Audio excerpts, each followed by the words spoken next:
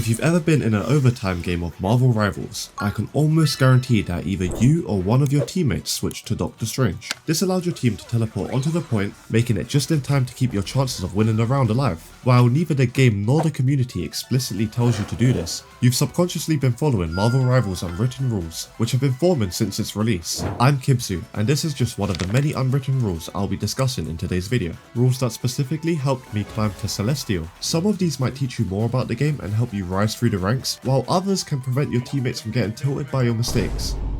Let's begin, shall we? You've probably noticed that team compositions in Rivals can vary widely. Whether it's a standard 2-2-2 setup, triple support, or even triple DPS, almost any combination can work. However, one unwritten rule stands out. Your team must have at least 2 support characters in its comp. Without 2 strategists, your team won't have enough sustain during teamfights. A single healer simply can't keep up with healing 5 teammates, and if that lone healer gets picked off, things can quickly spiral out of control. This brings us to an important point during hero selection. If your teammates have locked in their characters and there's only one support, the team is counting on you to fill the gap with a healer. Choosing a strategist to balance the composition ensures your team will have the strength it needs to secure victory. So, do not be that guy who locks in another DPS character, because neither you nor your team will have any fun. This brings us to our next rule. During hero selection, if you see a Spider-Man or Iron Fist on your team, you can pretty much expect this game is going to be a loss. Somehow, this feels even more accurate when the player has achieved Lord status on either hero, because let's face it, they are definitely not switching off, even if they are hard countered. In all seriousness, this rule is mostly a joke, but there is some truth to it. Spider-Man and Iron Fist are widely considered the hardest characters to play, but they are also known to be on the weaker side of the roster. This combination of high skill requirements and limited strength naturally lowers your odds, as not every player can perform well enough to make an impact with these characters. That said, at the end of the day, the game is meant to be fun, so if you enjoy playing Spider-Man or Iron Fist, don't let this stop you. Just know your teammates might be mentally preparing for a loss. Spider-Man is the fucking game, bro. You're turbo. Although, this ties directly into our 5th unwritten rule. Always switch characters if you are being hard countered. This is a standard rule across almost any hero shooter, as some heroes simply can't play to their strengths against certain compositions. For example, in Rivals, dive characters struggle significantly against a Namor paired with a Luna. The squids from Namor will create constant obstacles, and the Frost squid in particular will slow down your approaches, making it nearly impossible to engage effectively. In such situations, it's crucial to switch to a character better suited to dealing with the enemy team's kit. Being adaptable is a great skill to have in this game, so don't hesitate to change things up. However, even if you are being hard countered, there's another important rule to keep in mind. If your ultimate is online, use it before switching characters. Switching heroes will reset your ultimate charge to 50%, so it's often worth making use of it before you make the change. Your ultimate could be the turning point in a fight. It might secure the elimination of a key support, or even trade for an enemy ultimate.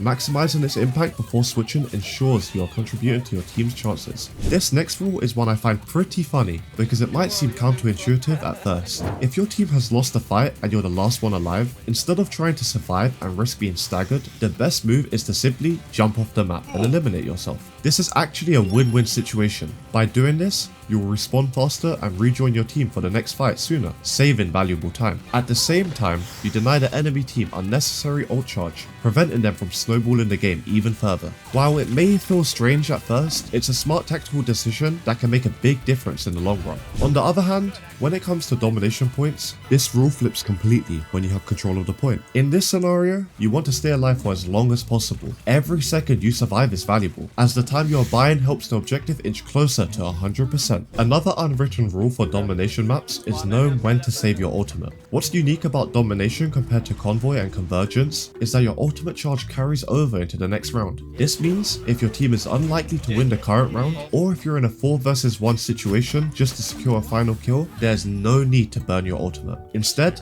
save it for the next round, where it can have a much bigger impact and potentially swing the game in your favor. Ultimates are a big part of winning in Marvel Rivals, especially defensive ones tied to strategist heroes. Support ults can sustain a team during a fight for over 10 seconds, with very few options of being able to kill your teammates inside of the area of healing. So, an important unwritten rule to stick by is to communicate your ultimates as a strategist. There is nothing worse than having both your supports use their ults at the same time, as effectively they are doing the same thing and stacking them doesn't really achieve anything. By simply communicating, you'll be getting more value from each individual ult. This brings us to our next rule. Strategist ultimates should be saved and primarily used to counter aggressive enemy team ults. There are some incredibly powerful ultimates, like Star-Lord's Legendary, that can potentially wipe out your whole team. By saving your strategist ultimate, you give yourself the ability to reactively use it against the enemy team's ultimates, helping to prevent your team from getting wiped. Personally, I like to hold tab and keep track of which ultimates I need to be aware of in each specific game. This helps me prepare and make sure I'm ready to counter when the time comes. Trading out the right ultimates is what separates the higher ranked players compared to the lower elos. As mentioned earlier, killing an enemy during a support ultimate is nearly impossible. This leads us to an important unwritten rule. When the enemy team is playing within a support ultimate, you should focus on playing safely and targeting the tanks. The reason for this is simple. The tanks are big, easy targets, which make them perfect for farming your ultimate charge quickly and efficiently. By focusing on them, you'll be able to maximize your ultimate gains during the downtime of the fight. Be sure to capitalize on these moments, as the difference it can make to your ultimate charge is huge. For a light-hearted and certainly relatable unwritten rule, always break as much as possible in the spawn room. There's really no benefit to doing this, except for a bit of fun to pass the time, but I've also heard it's good luck for the game ahead. And for one more rule to bring you some good luck in your ranked games, don't forget to subscribe to my YouTube channel. Now, this rule is for my DPS players, especially those playing dive characters with high mobility like Psylocke, Magic, and Black Panther.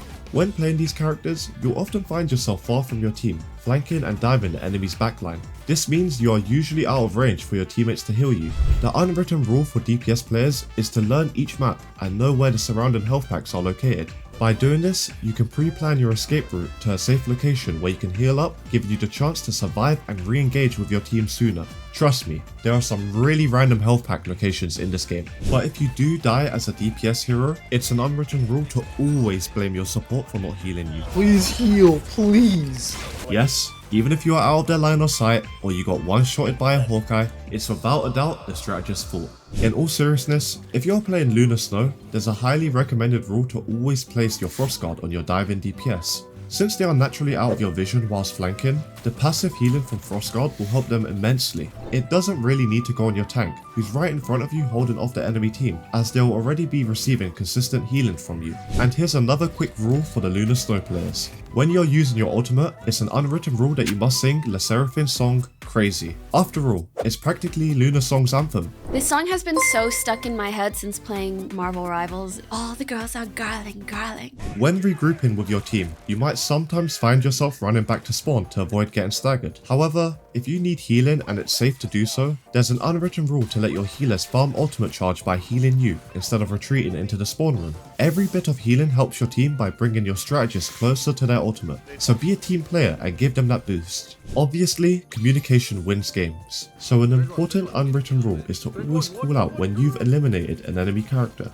While it might not seem like much, it helps your team keep better track of the fight. This is especially crucial when you take down both enemy supports. By letting your team know, they'll recognize that the fight is likely already won and can avoid wasting additional resources. Hopefully this lets you save your ult for when it's really needed. Moving on to the next unwritten rule. This one comes into play during hero select. If you and another player both hover over the same character, it's an unwritten rule to let the player with Lord status to have it. This makes sense, as they are likely to have more experience with the character and are more likely to perform well. If neither of you have Lord, or if both of you do, the general rule of thumb is to let the player who hovered the character first to take it. Following this rule helps avoid unnecessary conflict and ensures you're starting the game on the right foot. Here is a great unwritten rule that applies to the whole team, but is especially important for my Vanguard players. After wiping out the enemy team, you should push up to gain map control. This allows you to meet the enemy team earlier, giving your team the opportunity to either push the objective further without delays, or force the enemies to burn resources before they can properly regroup. In lower elos, this strategy can lead to easy picks, as enemies are less likely to wait and regroup as a 6. However, be careful not to overextend to the point where you're camping their spawn room. That's a surefire way to throw the game. And for our final unwritten rule, let's talk about something specific to convergence and convoy maps. When you've wiped out the enemy team and are close to reaching the checkpoint, an unwritten rule is to have at least 4 players on the payload. This ensures the payload moves at its maximum speed, helping you secure the checkpoint before the enemy team has a chance to regroup and contest. Thanks for watching, and good luck in your rank games.